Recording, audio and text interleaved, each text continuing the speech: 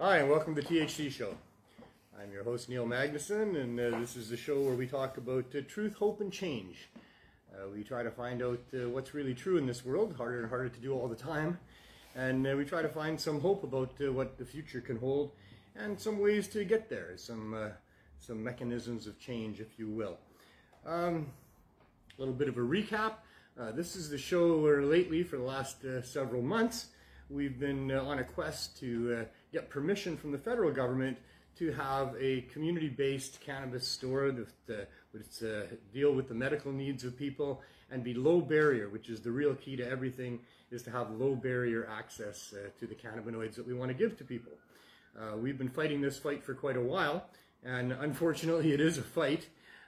Certainly at this point the strategy of the other side is to delay, because it's been 6.5 months now since we applied to the federal government for, first off, a ministerial exemption, and we applied for that under an emergency basis based on our situation at the time, and also our application for licenses to be able to provide cannabinoids therapeutically for people, and to get licenses for us to do that, and for the people that have been supporting us in providing cannabinoids for therapeutic purposes for the past 4 years.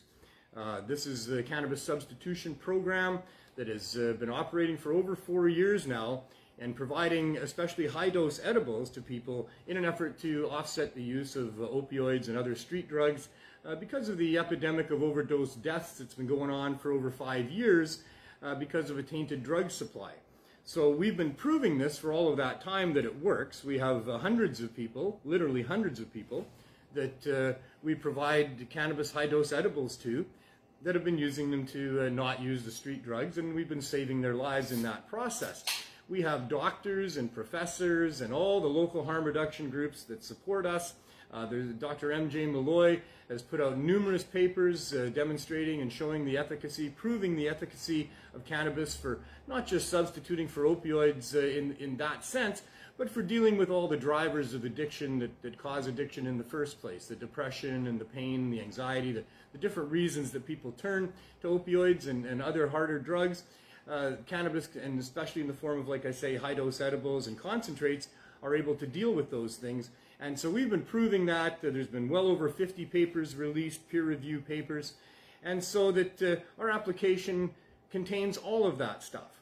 And the ministerial exemption that we needed was to continue what we were doing. We weren't asking for permission to start a project. This is about a project that had been running when we applied for our ministerial exemption for almost 4 years at that time, and all of this evidence to back up what we're doing. And not just that, but Dr. M.J. Malloy, Professor Zachary Walsh, one of the foremost experts on cannabis substitution and replacement for opioids, had written us letters along with the local psychiatric nurse, and we had letters from the city councilors and harm reduction groups that all spoke to the fact that all these people that we've been helping for all this time, and that we continue to help, that if we stopped helping them, that they would be put at risk of death, going back into the poison drug supply and many of the other harmful effects that would happen to them. These hundreds of people that we're helping rely on us to a great deal for their health, and so we can't just stop doing what we're doing. So we weren't asking the federal government for an exemption to start doing something. We were asking for an exemption to continue doing something that, if we stopped doing, was going to cause serious, serious problems for people. And so we applied for that ministerial exemption 6.5 months ago. We were told the day after it was sent that they had received our application and that they would try to process it in a timely manner. And months went by. And during those months, bad things happened to us, and that's why we had asked for this exemption. We had moved from our original location of handing out the high-dose edibles to hundreds of people twice a week from the street side to a storefront. And that was based on a good faith decision because of a meeting that we had with the city councilors in Vancouver, where there was an understanding that our project would find a storefront, we would move indoors, we would start providing low barrier access, which would include low-cost cannabis as well as no-cost cannabis. And so we did that, and we rented a space. But then, because the licensing department demanded that we get a license before they would support us, not even being aware of the motion passed by City Council prior to that stated that they would support low barrier access, That process resulted in us having to go to court against a landlord who did not want to evict us but felt threatened and needing to do that based on what his lawyer's advice was. And we lost that court case, and we were going to lose that court case because we were in violation of the terms after we were given an eviction notice that we ignored because we felt we would get licenses and that we didn't need to, we couldn't move out without repercussions. What we were asking for in that particular court case was for the judge to just give us an adjournment, just a length of time to be able to get Health Canada to give us the exemption that we had applied for quite prior to that. And the judge refused to do that, saying that our efforts were actually breaking the law, which made our hands unclean. And so he gave us no time to find another place, and we had to get out immediately. But of course, us being a good group of people that care a lot and have resources and some creativity, we immediately bought an RV and parked it out front of where the store had been for 4.5 months, serving people every day but Mondays. And we've been now operating in the RV for 5 months while we continue to wait for Health Canada. Health Canada did have a meeting with us just before Christmas time. The first time we'd had correspondence from them after our application was over 3 months old at that point. And they apologized in the conference call that we had with our lawyer that it had taken as long as it had at that time, that it was complicated, that they would have to figure out how to do all of that, and that they would get back to us, and it would probably be done in early January. They said with it being the Christmas season and with COVID, probably early January. And so early January came and went, and early February came and went, and early March has come and gone. And it was, 3 weeks ago tomorrow that we did get an email from Health Canada thanking John Conroy, my lawyer, for sending them regular submissions every few days. Something else comes up that shows what we're doing is effective, to try to help them in their decision and to encourage them to speed up their decision, because we're trying to operate out of an RV and all through the winter time. 5 months now, we went right through the winter out there in cramped conditions, not able to serve the community anywhere near as well as we could from the storefront that we had. And yet, still nothing. And so they thanked us for the submissions every few days. They said that their team was working on it diligently still, that they were still discussing things with the various stakeholders and I'm sure shareholders, and that, we should just be a little more patient. Well, 3 weeks has now come and gone again. I mean, this 3 weeks doesn't sound like a long time, but it really is, because there's lives in the balance here. There's a lot of things that we're not able to do that if we could do, we'd be doing a lot more good and saving a lot more people and rescuing people from the addiction and the situation that they're in here.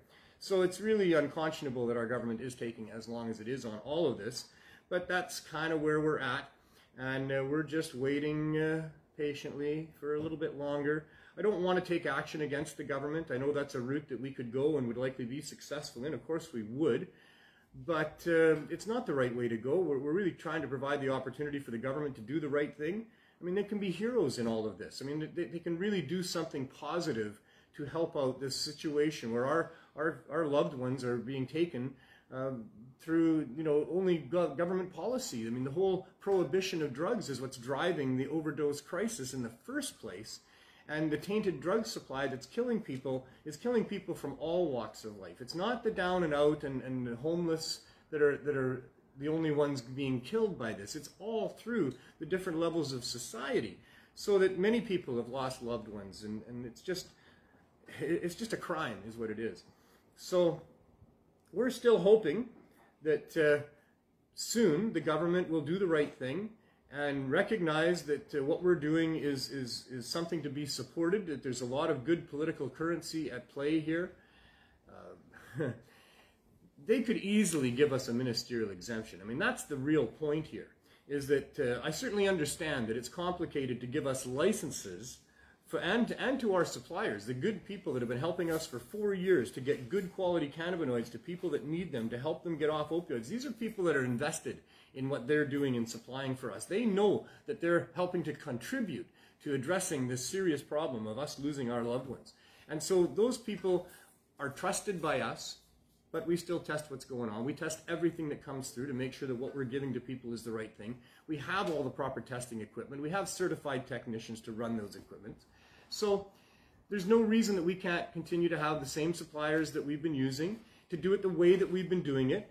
I know that it's complicated because the structure of the Cannabis Act and so-called legalization in Canada which is far from it, dictates that those people that are part of the legalized distribution of cannabis, though non-medical, have to abide by numerous regulations that add costs all the way through. And what we're doing here is we're getting cannabis to people that can't afford it. In this particular community-based cannabis distribution point, we're dealing with people that have very few funds, that are down and out in their life. They're struggling. They're not able to certainly afford the government stores, let alone any medical store that would come along that would have grams of similar or greater prices to what the non-medical recreational stores have. It's easy to do. It needs to be done. It needs to be allowed that we be able to provide cannabis cheaply to people, because poor people need cannabis too. And poor people that are struggling with medical issues and mental health issues and other issues, they're daily users. They need cannabis daily. In many cases, they need large amounts of cannabis. In the case of edibles, concentrates, it takes a lot of cannabis to produce those things. So there needs to be allowances for people to be able to access large amounts of high-quality cannabis at reasonable prices that work for them. So that's what we're fighting for. That's the battle that we have here. We're not alone in this. The Compassion Club also has an application into Health Canada, a very similar application to be able to provide cannabis for medical reasons and hopefully low barrier access, which I know they do as well for people that can't afford it. And also Ted Smith on the island, he says this week he'll put in his application to Health Canada. Apparently it was complicated and hard to do. We did share our application with them, but he's putting in his application. I was very happy to hear today that Ted has come to an agreement with his landlord to be able to continue in the space that they've been in for 20 years. The landlord had been threatened by the CSU, and the landlord had moved to evict them, but somehow the team of lawyers that's working with Ted Smith have come up with a convincing letter to the landlord, and the landlord has signed a 3-year lease to allow Ted to continue, even though Ted does feel that there will be some backlash from the provincial government, from the CSU, and he's wondering what form that will take. But very happy that they can stay where they've been for the last 20 years and continue to help people there. The issue is that there needs to be a division somehow between recreational cannabis and cannabis for medical purposes, which isn't correct, because recreation is a subset of medicine. It's preventative medicine. It's what we do to recreate ourselves before another long work day or for whatever reason. And absolutely using cannabis recreationally as opposed to the other choices that might be there for people, like alcohol and other drugs that people could take recreationally, that is a preventative way of stopping the harm of many of these other substances. There's lots of ways to argue it, but recreation is a subset of medicine and should be considered medical. Not only that, you can't use cannabis for recreation or non-medical reasons, because cannabis is medicine whether you like it or not. And if you're ingesting cannabinoids, you're supplementing your endocannabinoid system, you are going to sleep better, you are going to be less angry, you are going to be in less pain. And so that there's no way to avoid what medical value cannabis has when you're using it, to have it be only recreational. But this is the conundrum that our governments have gotten themselves into by telling lies and making excuses and ignoring the obvious truths to protect their own private financial friends' interests. And this is the state that we've gotten to, where they think that they can say that they can sell cannabis for recreational purposes that are not for medical purposes, and that because of that, the provincial government, which ultimately has power over their citizens' medical issues, in this case does not have jurisdiction. Only the federal government, in this case, maintains possession of control for medical purposes. So the problem that our lawyers feel that Ted might have is in convincing whoever needs to be convinced, and in this case I guess the provincial government, to cease action against them, that what they're doing is solely for medical purposes and not for recreational purposes.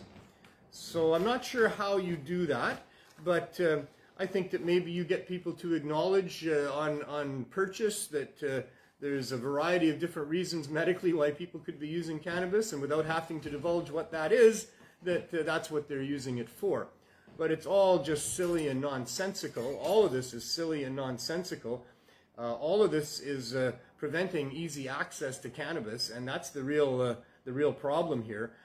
Meanwhile, while there are not easy access points for cannabinoids to help people buy that as an option instead of going and buying the opioids that they're stuck on, or mostly easy access to high-dose edibles that people that would like to get out of the addiction to opioids could use to get through withdrawal, which is the greatest barrier to getting off of opioids.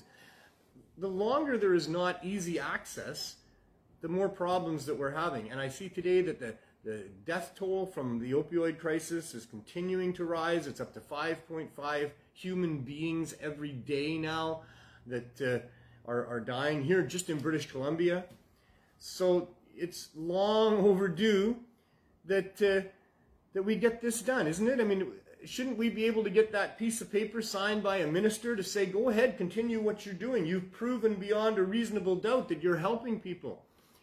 Even if it was in doubt that we're helping people, but there's a good chance that we are. Even if we're only helping one person, even if there's only 1 or 2 people that are now not using those drugs that are killing people because we've managed to convince them here at the Healing Wave and the Cannabis Substitution Program that if they use high-dose edibles, they don't have to use those other drugs, and they've got it working for them. Even if there's only a couple or a handful. Ministers, sign the paper.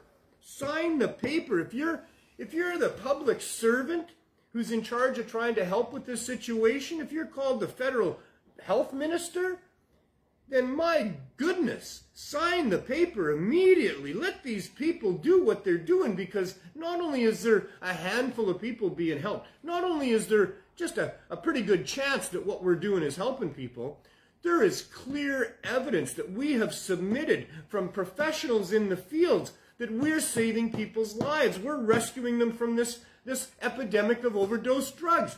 And all that we need to do to make that work across Canada is to allow low barrier access to cannabinoids in communities where it's needed. That's easy. It's easy. Cannabis doesn't have to cost $10 a gram, and that's for the shitty stuff at the government store. I've gone over this before. I'm going to go over it again because I'm going to keep going over it. I only got a minute. It's 4:19. Roll them if you got them, and we'll get on shortly.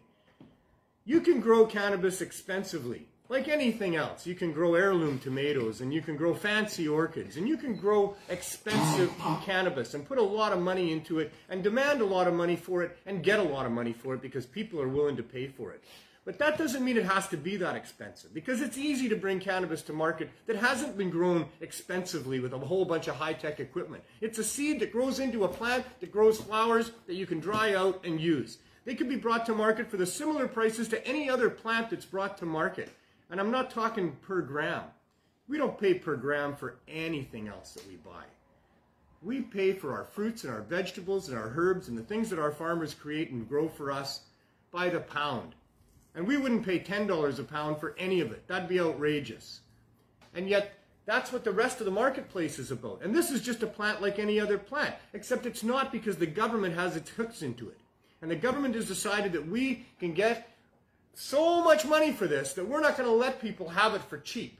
We're going to put these controls on it. We're not going to let many farmers grow it. And if they do, they've got to pay us a whole bunch of money to be able to grow it. And then we're going to make sure that it's grown this way and it's packaged this way, and that we have to kill the microbes. And mostly we have to keep warning people about how dangerous it is, because that's the way that we can keep controlling it like this and selling it by the gram for thousands of dollars per pound, that they're raking in the money on us Canadians for no good reason, except that people are willing to pay it if they can't get it anywhere else for cheaper. And that's just blatantly wrong. We're into 420. I guess I better let it go for right now, because every once in a while you got to let things go and have some fun, right? You can't constantly stay mad about a corrupt government that is killing people. I have a 9-year-old at home that watched Frozen, so when you say let it go, that's the only thing that crosses my mind. Man. Let it go! Let it go! Let our people grow! Let our people, let it go, let our people This is grow. Glenn Wells, by the way, if you don't know. Hi. Glenn is a regular guest on the show there. We celebrate the 420 session together. And we try to make it a little lighter than what the rest of the show is all about. Oh, man. Well, you know what? I got a roach clip here, but I don't know how to open it up. Oh, yeah? Yeah. You want scissors? I guess so, yeah. A knife of some sort? I have a friend named Brian that, oh, I found it. Right there. I got a friend named Brian, and Brian Swain, and he's Bad Dog Custom Clips. Nice. And he makes really nice. I love this. This is so old school. This is good, yes. This, for us old-time stoners, I mean, this is just so fantastic. This is all metal construction made right on in Cowichan Lake area, and it's all handcrafted. I mean, these days, you know, in the modern world, we use glass for our... You can get these from Gibson's Glass, by the way. You think he's the only one that's making them? He's been making them for years. Oh, I love Gibby, but they break a lot, so... you know, sometimes I don't have one, and man, oh man, you just need one of these hanging somewhere close to where you need it, right? Brian and ask him if he'll get you one. So he's happened to be watching today too. So. Well, you're getting a free plug, and you know, if you want one of them, you can reach him at I am a bad dog. I'm bad dog. Sorry, I'm bad dog at yahoo.ca. Right there. It seems to be quality crafted. Oh, it is very, and he does everyone with his own hands. He Nice. sits at home and makes those for a bunch of people. So let's try it out. Spark it up. Support local. Yeah. Buy local. Yeah, that's pretty sad how the rate's gone from 5.3 to 5.5, eh? That means every 2 days, 11 people have passed away. Wow. I know. Wow. I know lots of them, but we're not going to talk about it. Okay, all right. Okay, let's talk about what Ron said. Ron says that, he's on disability and he can't afford the $200 to $300 of cannabis. I thought we were trying to keep this session light here.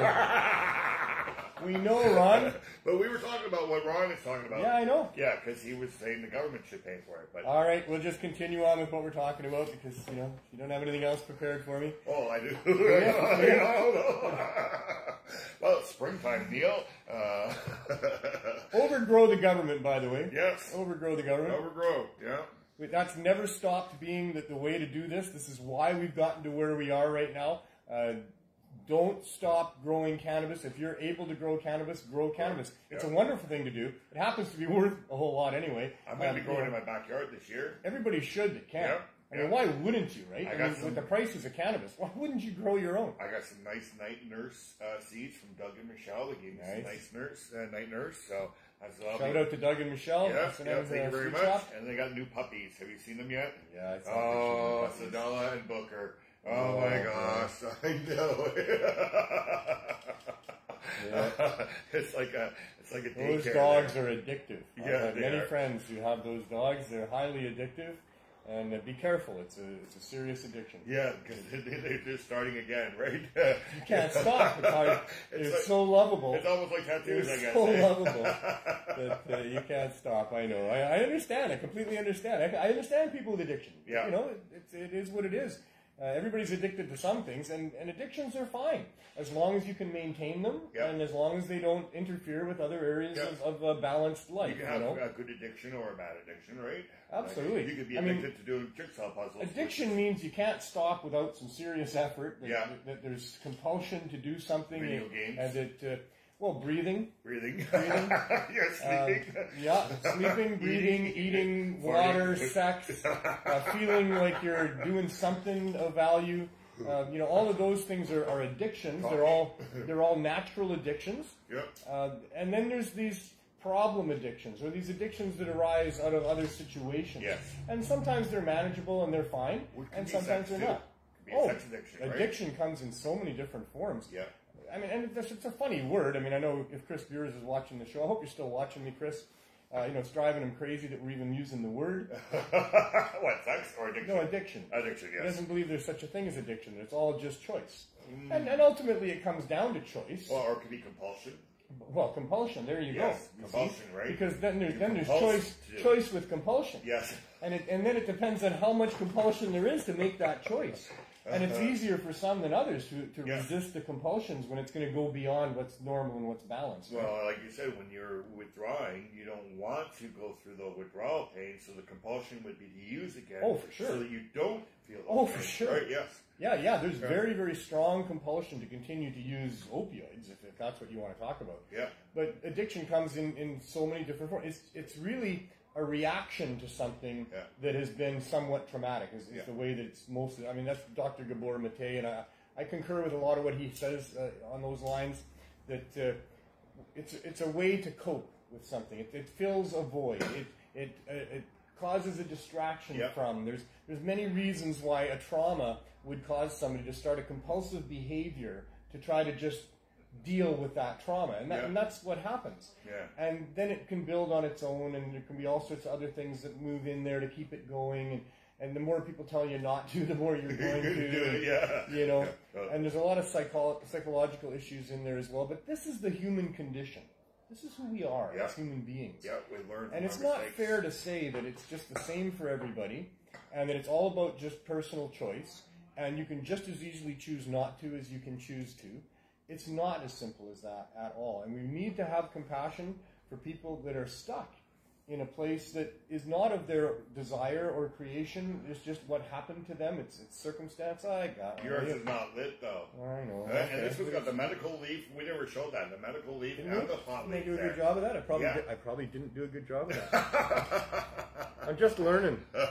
But yeah, that's an excellent freaking roach clip. I've never seen anything like that. There we go. Okay, there you go. Yeah. It's a beauty. It is. That's old school, man. I need one of those. I'm a mad dog at yahoo.ca. I am a... Okay, now he's going to get swamped. You know how sore his hands are going to be from making these things? Well, you know, he lives out in Cowichan Valley. You probably could use the work. There's probably not much to do out there. Unless it's the summertime. Okay, well, that prompts me to tell you my little business lesson of the day. Yeah, and that is? It's all about balance. Everything in the world is all about balance. We already know that. Don't oversell yourself, and don't undersell yourself.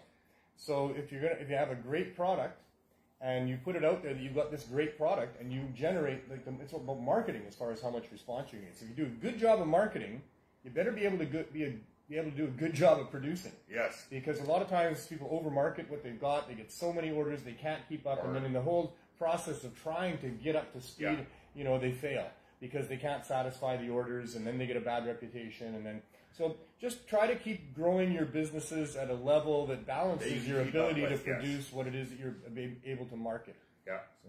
And also the people that work for the incense company, leftover incense, they gave me a code. So well, that incensed me. Yeah, that's incensed. Oh, you like incense. I was incensed by that. Yeah, they're good friends of mine. So I gave me a code to help me make that extra money. Not really incensed by that. Yeah. I don't like some incense, but I love other incense. She hand rolls them, and they're handmade and stuff like that. They're all sustainably organic. And I wonder if she has any that smell like weed. Oh, probably. I'm going for it. Hazel? Did you hear that? I've already done. I've smoked enough right now. Yeah. Oh.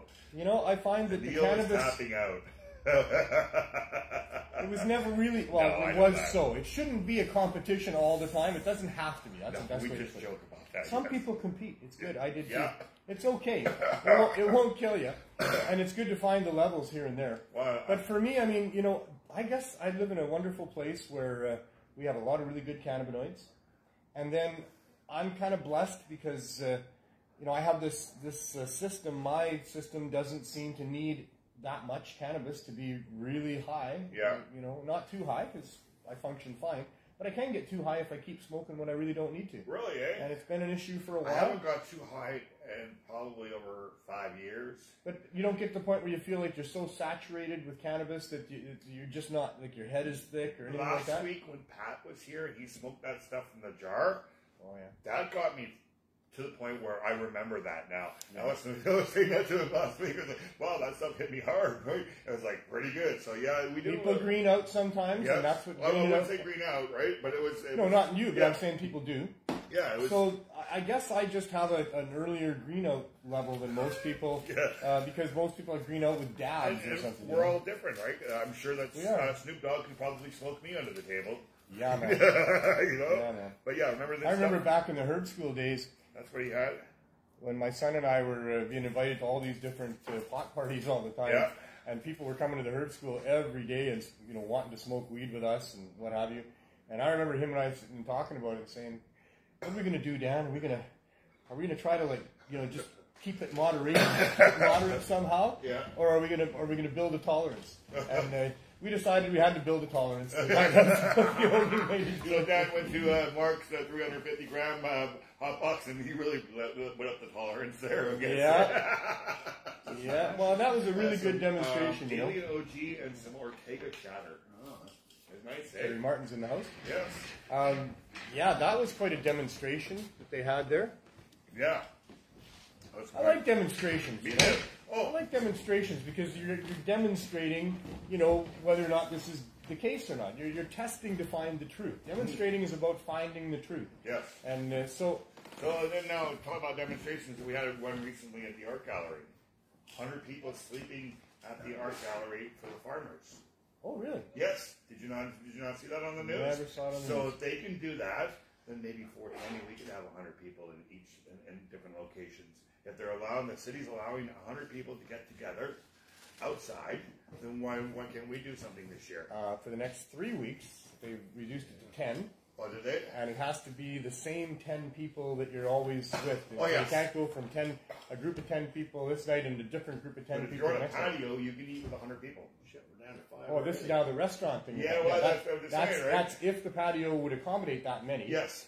With everybody social distance. Yes. Which almost none of them do. There's very few. I don't think there's a patio in So is it Vancouver. down to 10 people outside, or is it 10 people inside? No, 10 people outside. Okay. Yeah. Good time to get into the rooftop patio business. Yeah, exactly. You know? Well, if you've got some land, you could quickly have an outdoor patio and bring in a food truck, and there you go. You know? Invite your local restaurant to your patio. There you go. So yeah, I guess Support your local outdoor business. gatherings of more than 10 are not going to be permitted. So I'm not sure what For that's 3 going to weeks. do to the people that we're going to do something for 420. Yeah. Bunch of hot pots. I think we're just going to do it. I do too, and I think that that's going to set up for some nasty enforcement action against these things on Yeah. 420. I'm just suspecting that's Are there's a good chance. Are that we can going happen. to be here? We probably will be here. I haven't really talked too much with Neil. We got to do something for Because 420, right? it's a Tuesday. I know. Yes, so you I have to know. do the show. So let's do the show. 420 is a Thornton Park Tuesday. or something. Well, like I say, Glenn, Yes. we're not here to have a meeting, you and I, to decide what we're going to do. Peer pressure. But I don't give in to peer pressure at all. I kind of get my back up about peer pressure. But so yeah, we're not going to decide that now, but we will do something special for 420, I am sure. Cool. Because that's what you got to do, right? Yeah, you got it. I have now the responsibility because I chose to do the show on this particular day, and I should have known 81 episodes ago that damn it, look at that, that In show's 2 going to be. years, it's going to be And on I'll a tell you Tuesday. what, if it wasn't for COVID, Yeah. that would have been the most fantastic Fantastic thing. show, Oh yes, my that God. would have been great, eh? We would have To be been able to do the Sunset 420 Beach show. doing my show at 420. Oh, Man. that would be so great. That'd be so To great. be able to sit on the stage and do a 420 moment together with everybody else. I know. Oh. I mean, it's crazy. Oh, wow. I don't know. I mean, I don't know what would have happened then, but I do know that would have been fantastic That to would put have been- together. It would have been the best show ever because 420 was always the best show Have ever. Jerry there with us? Of course, Up Jerry on the be there. couch. At Okay, 420? you want to talk about Jerry? Yeah. Okay, out you go. Out you go, man. We'll see you next week. I gotta include my friends, you know. Oh yeah, peer pressure did it to me again. So here we go. He's kicking me out now. I'm kicking him out. Applying peer pressure here. Because it's important. It's important, and it's getting more and more important every day now with respect to Jerry Martin. This is the Martin Medical moment of the show where we discuss with Jerry Martin the situation he's got going on in a specific sense, but to have a better look, generally speaking, with respect to the issue of access to medical cannabis. Jerry Martin owned a dispensary in Whitewood, Saskatchewan for 4 years, trying to be part of the legal medical cannabis dispensing scene that was bound to happen. It was just in the cards because there was illegal but still medical dispensaries that were operating in storefronts all over Canada, many in Vancouver, many in Toronto, and many other places as well.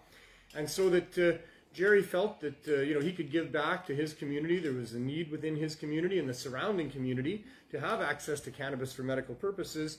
And so he ended up having a store there and hoping to be part of the legal mainstream market down the road, of course. But that's just not the way things shook down. Trudeau, even though he promised that legalization was just going to, remove the barriers for medical patients to get access to cannabis, It was, in fact, complete opposite to that. The so-called legalization of cannabis in Canada has resulted in the shutting down of all of the medical cannabis dispensaries, and that's the primary reason that you would have a dispensary, and that's the primary reason that Canadians want access to cannabis is for medical purposes. Everybody's using it to help them sleep or to help them feel better, to deal with depression or anxiety or pain and all of these other things. So that medical dispensing of cannabis is what needed to happen, and that's what legalization should have brought us.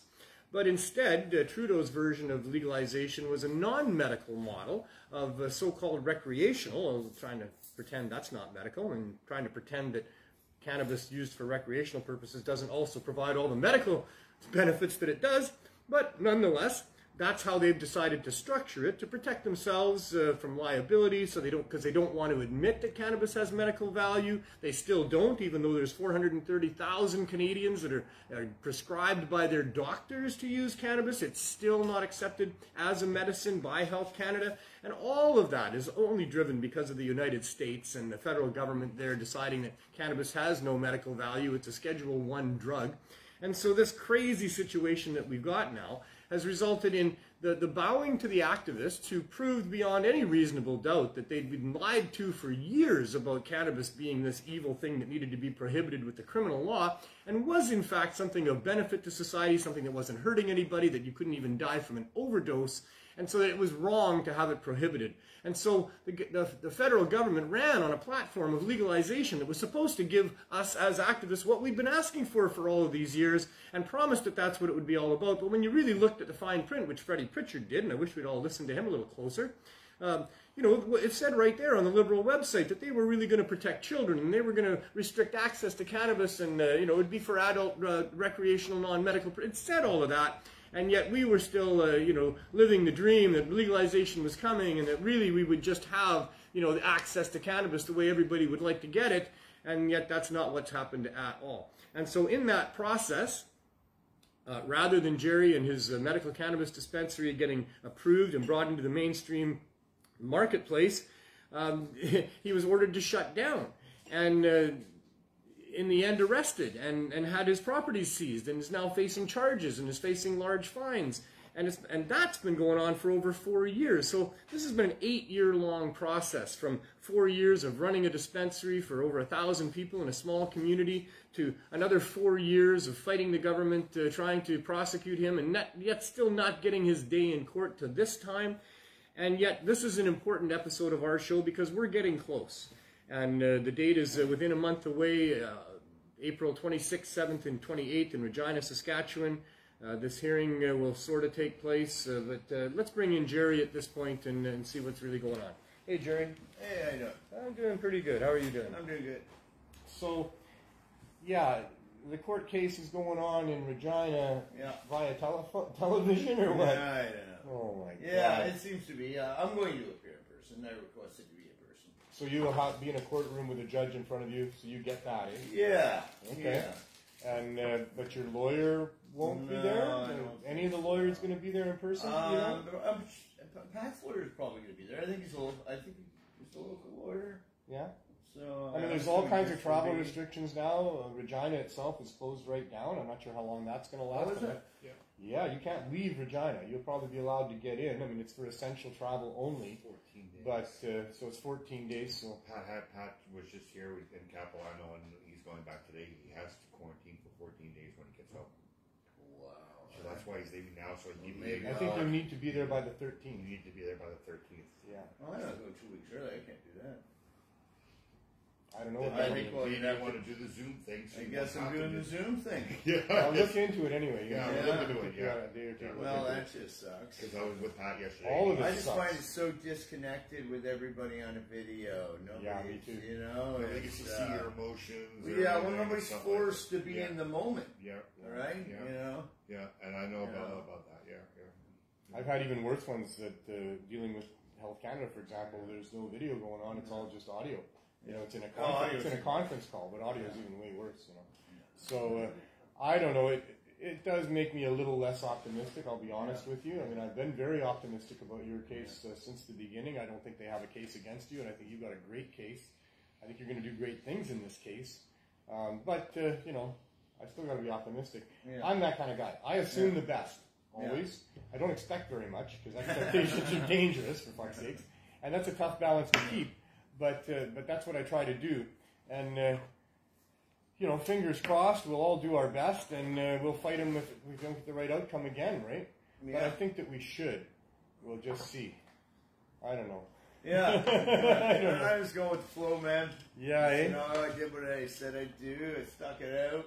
You're almost there? Yeah, almost there. You're almost there. Yeah. You'll know a lot more a month from now. About, Yeah, there's another part to it, too, so it's not like it's all going to end right now. It might not even begin to end, you know, who knows? Yeah. If there's still, 25 days to go? Yeah, but a little less, I think. 24 now, 23? So if there's that many days, there's still that many days for them to decide to cancel it. Yeah. You know, or not cancel it, sorry, not cancel it. Cancel would be almost good. Yeah. But no, they would just postpone it, you know, even longer. How many times have you been in court? That's over 40. Over 40 times you've been in a courtroom. All of which was designed to eventually set a date, hopefully, quickly. Yeah. And yet it's been over 4 years. The amount of money spent on your file at this point is pretty incredible. Yeah, a lot. A lot, for sure. And we'll see where that goes. And the outcome is yet to be known. I'd like to talk a bit about the prospects, because take a little journey with me on the positive side. If you win this, what does it win for us? Well, they'll have a year to rewrite the law and give us, you know, storefront medical access, like they should. And hopefully they'll... Why would they have a year? Well, it's just same as they did with the grow. I think they had a year. I think the government is giving, like the judge generally gives the government 1 year to, you know, sum up the law. That's kind of the standard amount. Yeah, right, yeah. And in the meantime... Well, that's, see what happens. Does it explode again? Or I don't know if it would or not. The illegal side, but I'm sure something would happen. Is low barrier? It is low barrier access is also part of your. It's a big thing. Yeah. Plus touch, smell. You know. Yeah, you're trying to accommodate people that don't have access to email or bank accounts or those sorts of things, and that's low barrier for sure as well. And there's hundreds and hundreds and hundreds of strains out there, if not thousands now. People want to come in and they need to smell it, and get what's right for them. Maybe get some advice, which they don't get at recreational stores. So. Do you get a sense that there's any science going on with respect to the different strains? Oh yeah, for sure. There's definitely a lot of science going on. Yeah. The problem is once something's legal, it's a lot harder to get studies done on them. So, it's harder once it's legal. Yeah, much easier to study. And the LPs, they're kind of fudging the strains, aren't they? Aren't they naming the strains their own names and shit? Oh yeah, for sure. So I'm not sure what that's going to do to science. You know, when one guy's White Widows, another guy's chocolate strain. Well, who knows what? Right? Yeah, they all got them from us, anyways, in the beginning. It's going to come down to the molecular makeup of the different cannabis for sure, the DNA of it. Right? Yeah, for sure. Yeah, and they'll be able to do that in the future. They're going to be able to test your cannabis to see if you bought it from fuckface or, store over there. The medical side of it is really amazing how far it could go. Because like you say, there's so many different strains, and many different people only can use specific strains. It's been quite a journey for some people to find the right strain. Yeah, that's why I had money back guaranteed. So, that way they could, if it didn't work for them, they could exchange it for something that did, right? Until they find something that does work. Yeah, for sure. Well, that would be a great program to have as well. Yeah. So, and there's a lot of stuff that should help you win the case, right? Like there's this. Yeah, there's a lot of good points. There's the latest ruling out of Alberta. The last couple of weeks, but there's a lot of negative for sure, a lot of positive for sure. There's not much negative. Yeah, no, there's not much except for it's Saskatchewan. No, I mean with respect to things that have been discovered recently. That there's never been a news report of, hey, it turns out that medical cannabis is actually causing patients to grow into monsters at night or something Right. Like some of the old Reefer Madness stuff. I think the angle they originally went at me is the gangster route, right? So, they brought in the Vanessa's Law or whatever that is, and I'm not sure what that is. We kind of brought that in for like Clean Choice, things like that, bikers. And, we're gonna have a guest appearance on the show. Yeah. So, anyways, that way they could I can exponentially increase the fine or the time if I didn't comply by a certain time. Right. So there he is.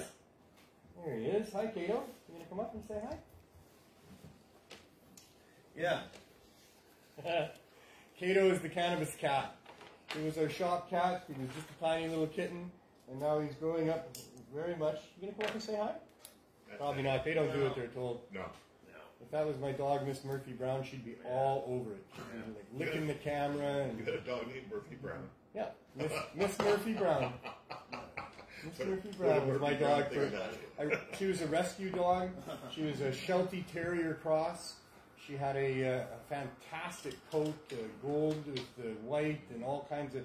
I mean, being a Sheltie, but she wasn't a long-haired Sheltie, but she was not a short-haired Terrier either. She was kind of in between. Had a big fan tail with all kinds of beautiful colors. Wow. Smart as a whip, boy, I'll tell you. She knew everything I was doing and saying all the time.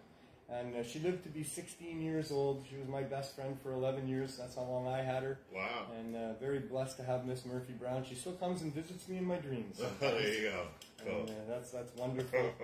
So yeah, I never had another one since. And now you got a cat. I don't. You don't have a cat. Nobody has a cat. Okay, the cat has you. Cat. You know. The cat came back. Cat has you. You don't really. Nobody owns a cat.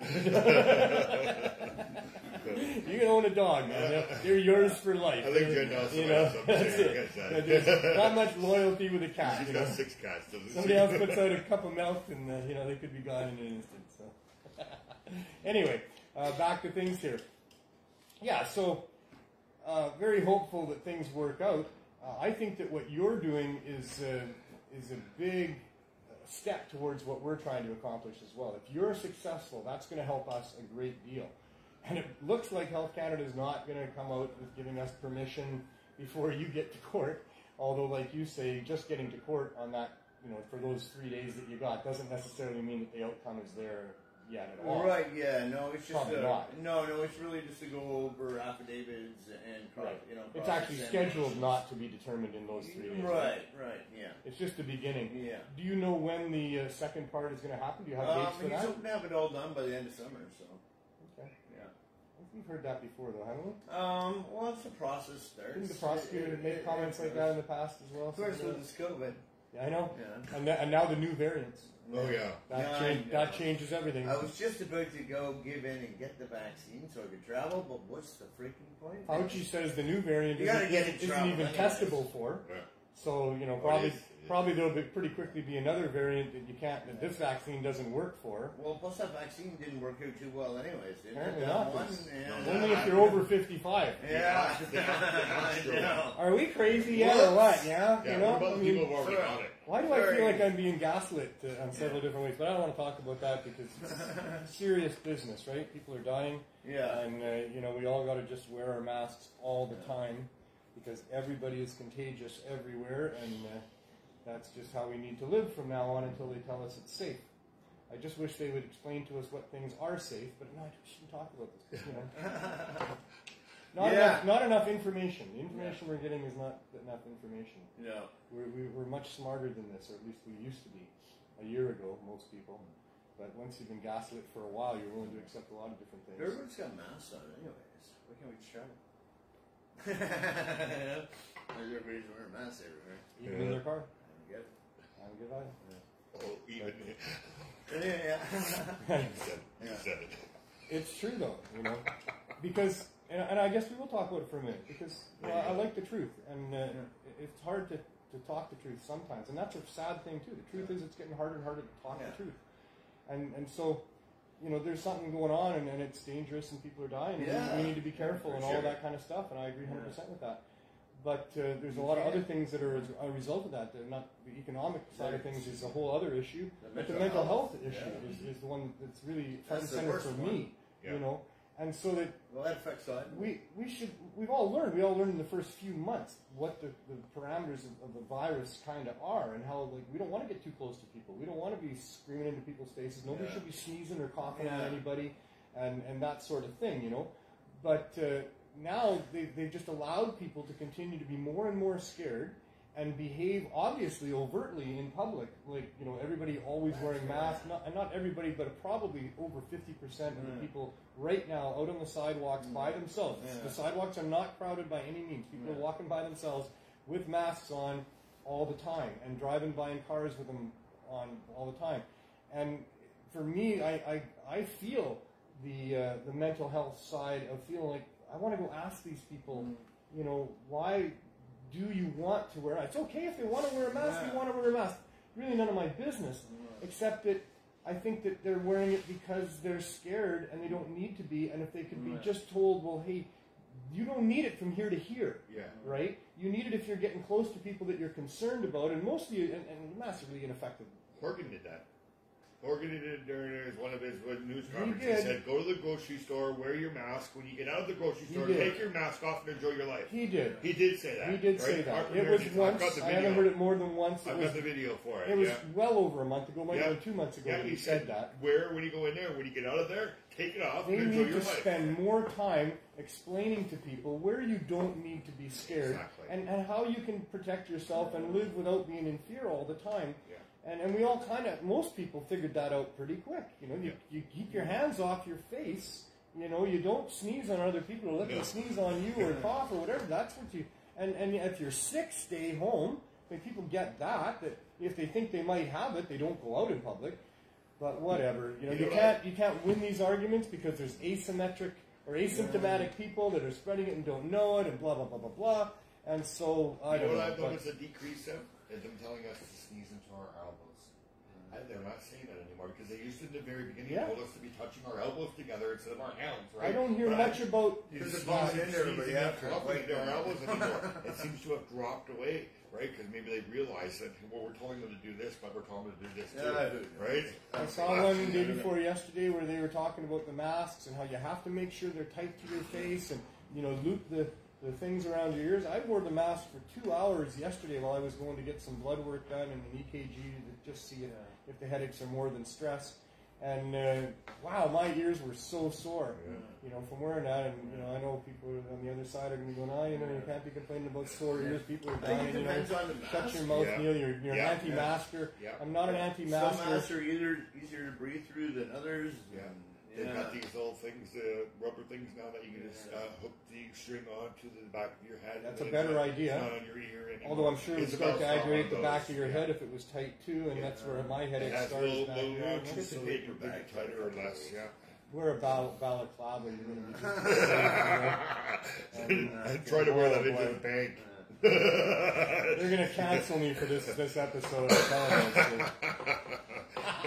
But you know what happens in that? He's murdering people right now. The producers not trying to murder people. I'm trying to keep people sane while they're alive. Because sanity is a huge thing, like you say. And boy, oh boy. And economically too. I mean, our economics is in terrible shape right now. Now they're shutting down everything again for 3 more weeks here. I went for dinner yesterday or breakfast with my son in the afternoon out in White Rock. Wonderful meal in a little cafe there, you know. And at the end I said, hey, I'm going to be bringing my mom here because every Monday is Mom Day. I'm so blessed. I get to go see my mom. And I do that every Monday. And so I found this little cafe there in White Rock, and I said to the woman there that, you know, this is really a nice place and I'm going to bring my mom here, you know, in the next little bit. And she said, well, it looks like today we're going to be shut down at 4 o'clock with the announcement. And she was in tears, basically. I mean, she wasn't crying, but her eyes were tearing up as she told me that she didn't think they were going to be able to pay the rent now. This would be too hard. Well, they're allowed to take out. I don't know. They've had a hard time. Especially with the pier. Well, it's when I used to live there right on that. I had like an apartment right above the cafe. And it was nice. White Rock's a fantastic place. Right on the strip, Yeah, it was nice. Fantastic. Yeah, both bedrooms overlook the ocean. Wow. It was a beautiful spot. So when you combine the economic hit that we're taking, so many people are being harmed by this with the mental health issues, and now you've got people that are suffering financially who are also now going to act out more than they otherwise would because of just being crazy about having to be crazy. I don't like what's going on. White Rock went down when they brought in the noise first when we were kids. Couldn't have any loud music. Then they totally Nazi'd the fun. But then they cut out the sandcastle. Any fun no fun. I remember back in the day. If you're on the rock side of the on the indigenous side, then you're sure. cool. Yeah, no, it's cool. I love that place. Yeah. You can smoke there, drink there, have fires there. But now they've got. I remember back in the day what he's talking about. Where we went down the strip, you could hear the parties going on in the different apartments and things along the street there. That was you. That was you. That's why they brought in that bylaw project. Truth comes out here, folks, on the Truth Hope. Somewhere on the tree, there's JF. Yeah, you can see that the Sandpiper's gone. I used to live right by the Sandpiper bar there. And it got so busy. I mean, it is very expensive, true, but whatever. But it got so busy. On any sunny afternoon there, you can't go more than about half a mile an hour. And when we were kids, it was fun, man. It was fun. Even still is a nice place. 20 years Crescent ago, Beach is much more quiet. Yeah. Now everybody's it's all I was going to go over there, but it's all police. I was going to buy the ice cream place. There's one ice cream. It was like $1 million. It wasn't that much a few years ago. And now it would be a lot more. Ice cream's a hit. Yeah. A lot of. Well, it's not ice cream dispensary, right? So we've extended the 420 session, obviously, into the Martin medical moment, and that's all good because that's kind of what it's all about. Is you need to have some levity and some balance. With the case, April 26, 27, 28, Regina, probably people can't go there, but they can maybe pay attention to it. Probably I can't go there either. Pat Parsons was asking that on the feed. He was asking are people going to show up. I just said they would appreciate it, but depending on COVID, I put it in there. Yeah, we want to be responsible. No, we don't want to cause any bad press. Exactly. And we don't want to cause anything bad, so that people can go there. I'm sure they can bring their signs there, but they just need to respect other people's space. Whatever your number of groups is, and just stay within your group. You can have little separate groups. Follow the health guidelines, until this thing is in the past. Hopefully I can go, but it doesn't sound like it. I really wanted to be there in person. Well, I hope you will be there in person. I would love to be there in person too. I can't shut down. I would suggest that we drive. He tried to twist my arm into going, but I can't leave here because of what's going on here. Now that I've heard from Pat that it's pretty bad there, we should probably stay for. I can't go anyway. I could not leave here for 4 days. Not a chance. Not a chance. We can make it 3 if we like. And that's kind of the next segment on the show is is the recap on what's going on with our situation here. I can't leave here for any length of time.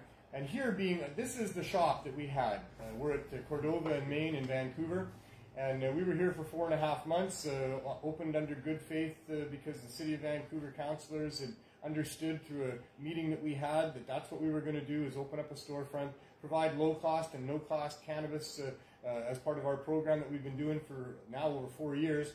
And so we moved in here, and we're just hoping that we would get the support that we were promised by the city. But instead, we got the opposite from different departments that don't even know what the other side of City Hall is doing. But the licensing department came in right away and said, oh, you can't do this, and threatened the landlord. And then we got kicked out. And now we're out in an RV, still providing the same service we were doing from in the store. Not quite as well, but, the same things are available, low barrier access point.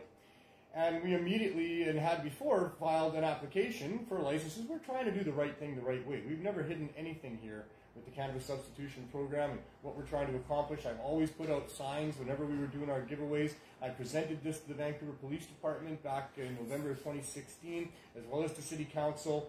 Everybody knew us, knew what we were doing, and we gained a great reputation over those 4 years of helping a lot of people with high-dose edibles and getting them off the opioids and helping them with their daily need for cannabis at low cost and no cost.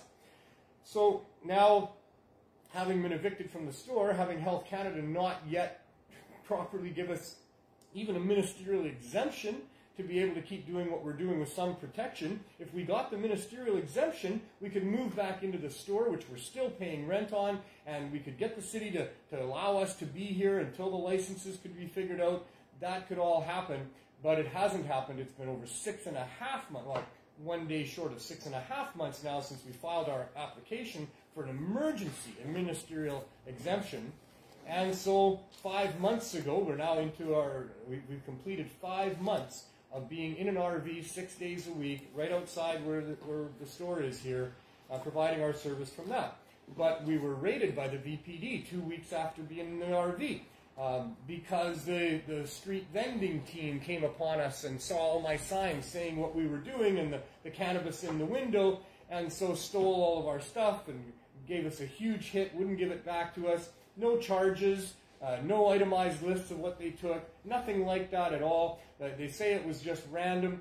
But once that happened, of course, I contacted the deputy chief that I've been talking to in the Vancouver Police Department since I presented the project to them in the past, and said, what the heck are you guys doing? Why would you do this? We're supported by all these people. We're doing all this good work here. We're not harming anybody. Why would you come and steal our stuff?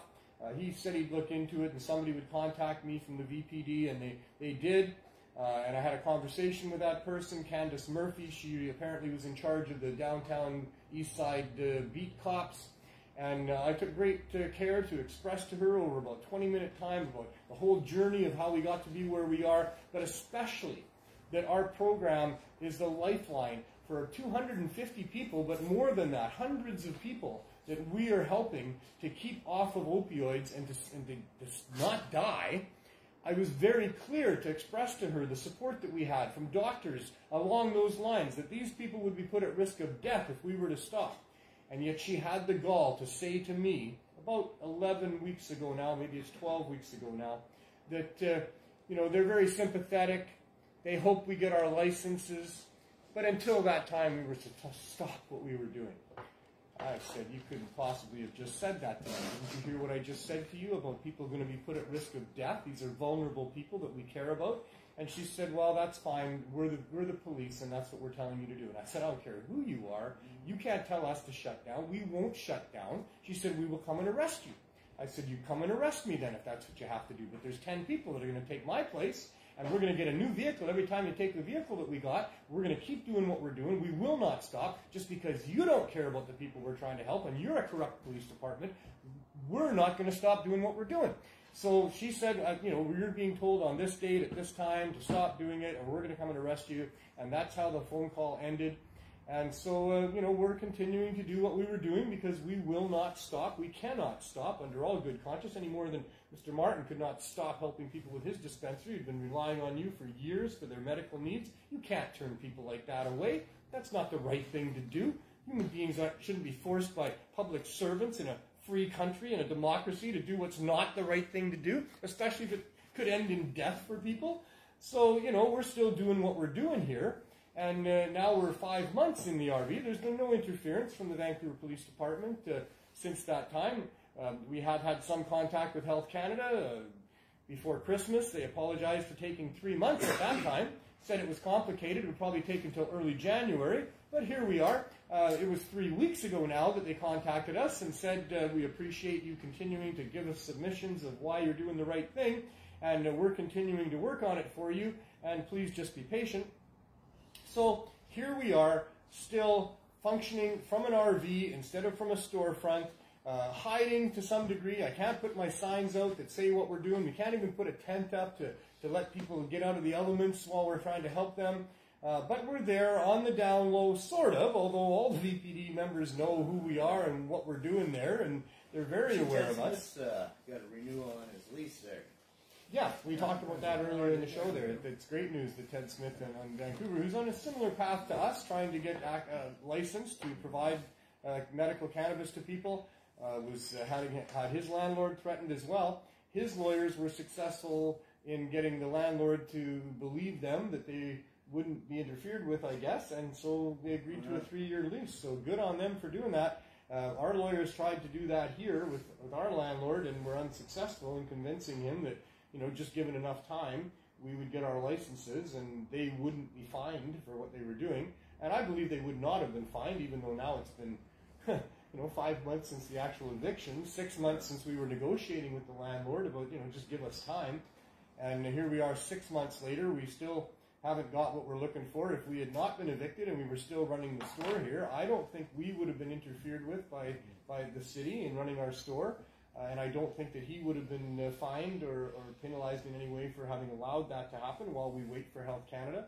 But those were the circumstances, and that's what happened, is we ended up getting that eviction order from the judge and moving out into an RV. And so now we sit out there every day, vulnerable, sort of on the down low, wondering every time the police drive by whether they're going to stop and steal our stuff again, and maybe this time arrest us. We don't know.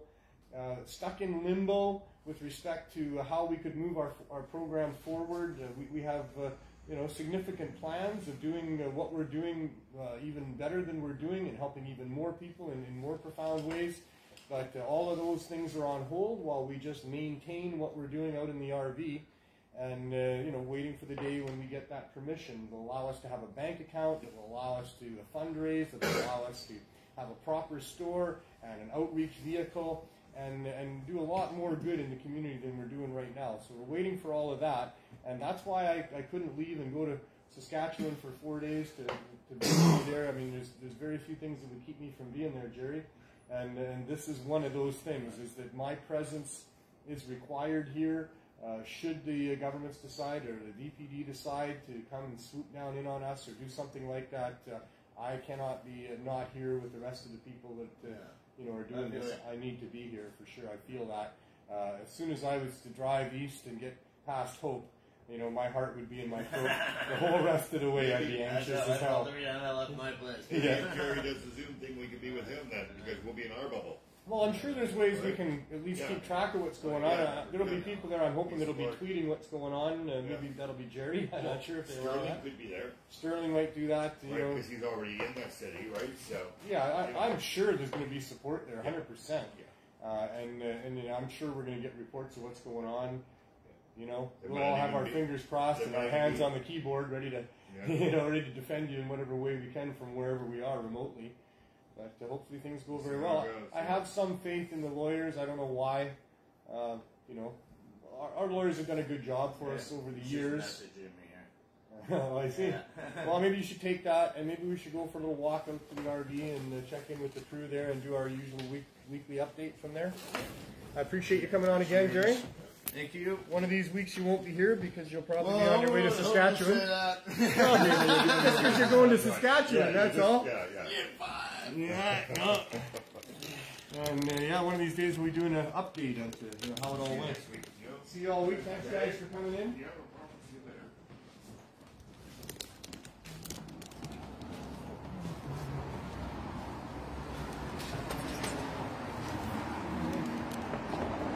Vancouver, British Columbia.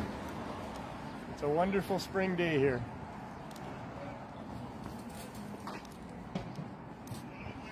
So here we are. This is the Healing Wave Cannabis Substitution Program RV. Our regular viewers will know it well. There's Jen. How's it going in there? Good. You all by yourself? They're congregating towards the back. Andrew's hiding in the back. He's getting ready to show you his tray. Right. This has been home for a while, eh? Yeah? Are you comfortable? Is your body like taking that shape? I get, regular exercise running on Tim Hortons runs. Are you going to give Timmy a plug, are you? Okay. They get a lot of their money, Tim Hortons. They do. Boy, oh boy. And what we're trying to do here is more beneficial and less potentially harmful than what you get at Tim Hortons. So, just saying. Cannabis is less harmful than Tim Hortons and McDonald's and all of those places, for sure. Well, yeah, but Daniel Bowen used to do a great job of every day coming up with another cannabis is safer than. And I mean, cannabis is safer than just about everything. Really hard to abuse cannabis, and really hard to not get a lot of benefit out of using it. I mean, you can use too much, for sure. And, but not too much to the point where it's harming you in any serious way. You're just high, or you're sleepy, or, depending on whether you're using indica or sativa. But for the most part, once you get through those stages of things, some people never grow up, but most people do, and you figure out what works good for you. And that's all we're trying to do in life, is figure out what things work good for us. And so cannabis is one of those things that works good for people. I guess coffee kind of works a little bit good for people, but, it has its downsides. And McDonald's fast food has a little bit of good for people, but it has its downsides. But cannabis does a whole lot of good for people, and it doesn't have too many downsides. So, we should have a store just like Ronald McDonald and Timmy Horton. We should have a store just like that, shouldn't we? One of these days. Oh no, not just like those. Just to do what we're doing. Chemicals. No. We want good, organic, proper, you know, So nothing clean, like Tim natural, you know, herbs. So nothing like Tim Hortons. That's right. Only in the structure of the store and the fact that there would be counters and a trading of things. In that respect, same as those people. And as far as what we're trading, nothing at all like those people. So you're right. Yeah. Of course I am. Can we have a look in the back, Andrew? All right, let's go see what we do here with the Cannabis Substitution Program.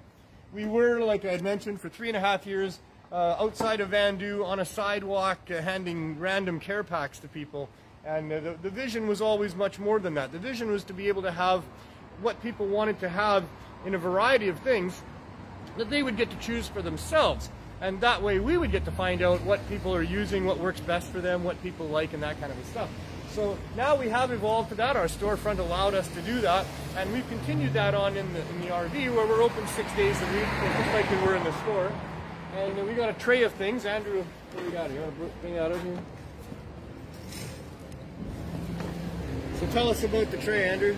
Well, today we got some muffins at 100 milligrams. We have some brownie muffins at 100. Got some sativa juice snacks for 120. That's not $120. 120 milligrams. These are how many milligrams these things have in them. There's no charge for these things. We have some over here, some Cheerios at 80 milligrams, with smaller ones. We have some cookies right here, Damien's cookies for 150 milligrams. I have some cubes here at 50 milligrams, and I have cubes over here at 100 if they just want 50 milligrams each. And I have some gummy balls at 10 milligrams each. So 10 in a package makes 100. Right. Then I have some right here at 10 milligrams each. There's 20 inside, that makes 200. Some 150 milligram caramels. So this one caramel has 150 milligrams, and that's a lot, right? Yeah, they like it. That's a lot. A lot of people like those. They're pretty intense. Yeah, and then I have some cookies over here at 85 milligrams. Great. And then we have a few other things. Everybody gets a joint in their bag. Everybody gets a joint. We've got topicals. Where's the topicals? I have some... and we have capsules.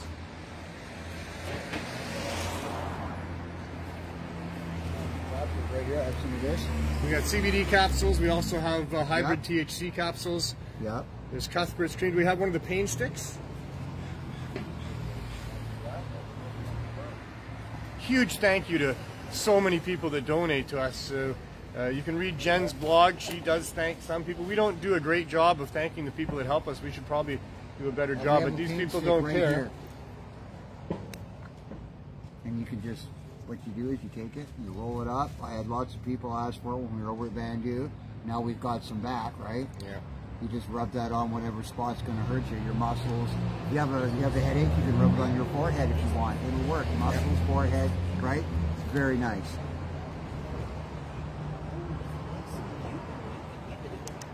Very nice. So that's what we're trying to do with the Cannabis Substitution Program, is help people who are, you know, struggling in their life financially for the most part. We don't qualify people. We've never had to here in this neighborhood. For the 3.5 years that we were at Vandu, people would have to line up for hours before we would be able to package up everything and get it to them. And that was such an ordeal for people that if you're rich, you're not going to do that. You're going to order your edibles online. But for the people that we've been dealing with, they're struggling in their life, and we decided the right thing to do was to get it to them for free. But we evolved from going from just a care pack with 4 to 6 edibles twice a week to people being able to register with us as members and then get 420 milligrams every 4 days. So Andrew does a really great job of figuring out when people are eligible for their 420 and helping them choose which things they're going to get.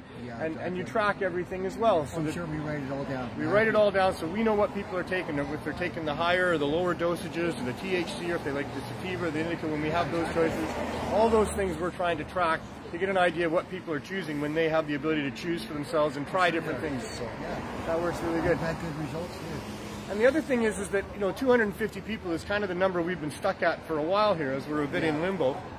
We do have resources. We could expand it a little bit now, but we're concerned that if we do, then we maybe won't be able to handle that down the road a little bit until we're more sure of where we're at with what the federal government does for us, whether we have to run our organization in a clandestine way, hiding and you know, trying to fend off government forces that don't want us to interfere with their monopoly of selling cannabis. We don't know yet whether we're going to be able to do that, but we don't turn anybody away here.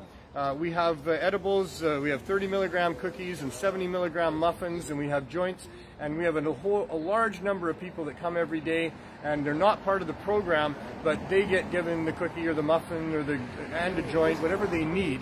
We make sure they got enough to get through that day, and then they can come back every day. When they come here getting something like that is great. It makes their day. When they don't have anything, right, and they come over and ask, and we give you a muffin, and we have some roaches here or some pot, right? And it makes their day. They feel happy and good, right? It makes their day. They have something, right? Yeah, they're very thankful for what we're doing here every time. Yeah, it's a wonderful service. So many people are thankful, and so many people on the program that have changed they've changed. Their lives are changing on the program, and that's what we're here for. You've seen a lot of it. You've been with us for I've seen so many. 3.5 years of the more than that. Every time. They tell us, thanks for being here, and you've changed a little bit of my life.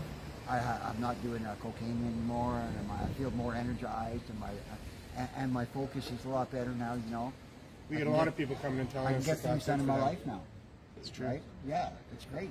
Yeah, I don't mind it's wonderful. it at all. And yet, here we are struggling to do this because we can't get permission from governments that would allow this, and yet no government official has ever been here to see what we're doing. We've never had anybody come and spend a couple of hours with us and see the people that we're helping and how that works. It's really a tragic situation that we've got going on here.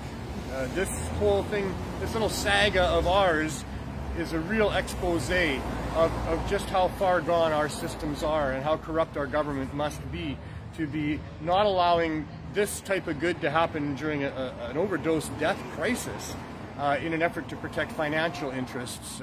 It's a real perversion of our democracy. You're making decisions from somewhere else in the city. It's not coming down here and making and seeing what it's all about to make a real decision. You're making decisions over at a table with a whole bunch of other politicians, and you don't even see what's going down here.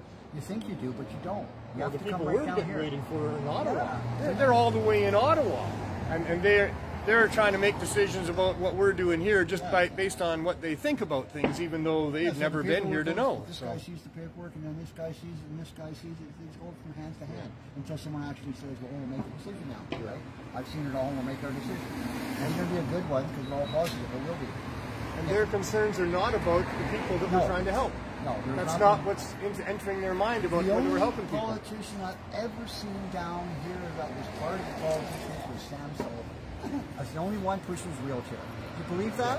Nobody else will come down here. And he didn't come down to see what we're doing. He was just the guy that would come into the area. Yeah, he was the guy that would come into the area. The only one, since I've been down here, what, 14 years, come down here and stayed, the only person that's ever come down here and actually talks to people down here. Not to this program, but he's been on the east side to talk to people. The only politician that's ever been down here. Why they need to come and see us. Why won't they come see us? Why won't they come and see us? Are they scared? Yeah, they're going to say no to us when we're telling them we're saving people's lives, and they won't even come and see before they say no what it is that we're doing. It just makes no sense. It must be making money for somebody. That's the only thing that would make any sense. They're making money sitting where they are. We're down here doing all the work. So anyway, we're gonna come in and say hi in there. Sure. How you doing, Harley? You want to be on camera? Want to be on the show? Want to tell us what's your experience? How long have you been with the CSP?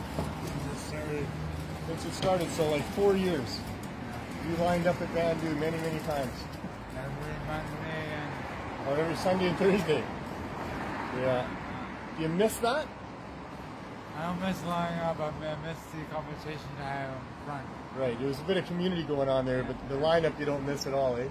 This is better here, right? Oh, yeah. Yeah, for sure. So, what do you think of our fight with the government? You know we've been trying to get a license. I think it's bullshit, man. Yeah, eh? You guys be able to give us our edibles, man, anytime we need them, because like I'm a person who has 1,365 tumors in his head. Say that again. Say it again. What's going on? 1,365 tumors in my head. You're blind, aren't you? Yeah, I'm blind because of it. Yeah, I'm going to hold this up for just a sec there. And there you go. So, do you have a prescription to use cannabis? Yes, yes I do. Yes, you do? Your doctor has said it's okay? Oh, yeah. Very, very He's good. all for me smoking marijuana. Very good. And how do the edibles help? Are they good too? Edibles, yes. Yeah. What kind of milligrams do you use? 200. 200 at a time? Yeah. Yeah. And how long does that last you? Would you do that once or twice a day? Or I do it 3 times a day. 3 times a day, 200 milligrams, right? Very Very good. So the government store with 10 milligram chocolates, that's not going to help you very much.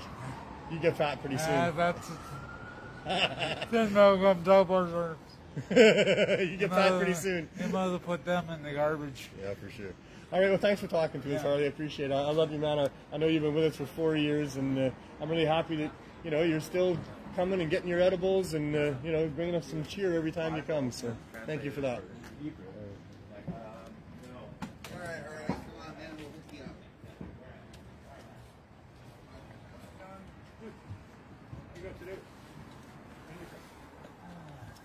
$6 is Grease Monkey and watermelon. We also have new 50. Yeah, this has been home for way too long out here. I mean, we love the RV, but it would sure be nice to go back in the store because we love that too. And we've now been out in the RV for longer than what we were in the store. So it was 4.5 months in the store, and it's now been 5 months out here. This is the start of our 21st week here. So, you know, we're soldiering on, and we have very interesting days every day. We meet a lot of interesting people, and we hear a lot of very interesting stories, but mostly we get a lot of appreciation and a lot of love from the neighborhood and people wanting to come by and just thank us sometimes for being here. And so we really hope that, you know, we will be able to continue what we're doing, but in a legal mainstream way from a storefront, like we were, and be treated like everybody else that gets to go to a store to buy whatever other commodities they want. I mean, you can get all kinds of dangerous stuff even in stores, right? I mean, there's just no reason on God's green earth, other than corporate and financial greed and corruption, that the people of Canada can't have a store to go into to get high-dose cannabis edibles, good quality flowers at reasonable prices, topicals and capsules, and all the good things that cannabis has to offer should be available easily through a storefront, and we should be on par with the, you know, all of the other stores that get to sell all of the other things that they want to sell. The only reason that you can't do that is because cannabis is too valuable. It's too valuable. They don't want to let it go. They've been making billions of dollars off of us and prohibition for a long time, and they don't want it to stop. And this so-called legalization that they came up with manages to keep all of those prohibition forces that have been making money off of prohibition in business, making big money, because cannabis is not legal to grow outside of the system more than your 4 plants or what your medical license allows for. And you're not allowed to have a store and sell it easily without a whole big expensive rigmarole through government offices and all kinds of taxation, and then, you know, set prices and outrageous, disgusting packaging, and on it goes. And all of that stuff is just there to make big money, and the only reason they won't allow cannabis to be provided easily is because that's going to interfere with their ability to control it and make big money off it, and that's just obscene. That's murder in this case. So we're hopeful that you know, we get that license, and that Health Canada, you know, maybe tomorrow will be the day that we get our license, that I wake up and there's an email saying we figured it out for you. If it's not tomorrow, the good news is I know we're at least one day closer to that, because I don't believe they can say no to us, because that would be murder, and that would be admitting, you know, just how corrupt things are. I think that they have to say yes to us, and that if they don't, we're going to take them to court, and in court we're going to get them to say yes to us, because the courts will back us in what we're doing, and I believe that very firmly. But it's really too bad that it has to be this way, but that's just the state of our affairs. So help us if you can. You know, the whole world is messed up this way. It's not just about cannabis, it's about other things as well. And we need to have everybody conscious and alert and aware, and doing their part, whatever that is, in moving us into a better future instead of a worse future. There's great forces at work that would like to enslave us, that would like to have us produce and consume on their terms, and oppress us and continue to oppress us and take away our rights and be able to subjugate us in the ways that things are going in many cases. And we can get on top of this. We can revisit what democracy means and what we want in the way of public servants and people to actually serve the interests of the community and not the interests of the corporate and the private. And so we need to all work on this, and there's ways that you can do that. There's people that you can write to. There's all kinds of things that you can join. There's things you can support. there's a lot of creative ways and fun ways that, you know, you can change the system for the good and try to leave it a little better for the people coming after us. And so let's try to do that as best we can. We here at Pot TV are trying to do our part in providing the right information and inspiring people, and we have that going on throughout the week. There's Carly Marley on Mondays with the 420 Lifestyle Show, and BC Bud Gal bringing you a real entertaining way to look at the world about cannabis and cannabis consumers and all the things that are covered on that show. And Johnny B on Friday has got How's It Growing, teaching you how to grow plants, because we all need to keep growing plants, and that's one way that we can continue to move this issue forward, is that if we all grow, eventually there will be, you know, no way to stop it. That's the dream, and I think that a lot of that has got us to where we are right now. And so watch Johnny B on Friday, 4 o'clock, and he'll help you learn how to grow. BC Bud Gal's in between there on Thursdays with Morning Glory around 10 a.m. You can wake and bake with her. And I think that's all we got for shows, other than my show coming up again next Tuesday, the Truth, Hope, and Change show. And until then, you know, go about your life having as much fun as you can, making the world a better place, and treating people just as kind as can be, because that's going to be the answer. Love is always the answer. Have as much fun as you can.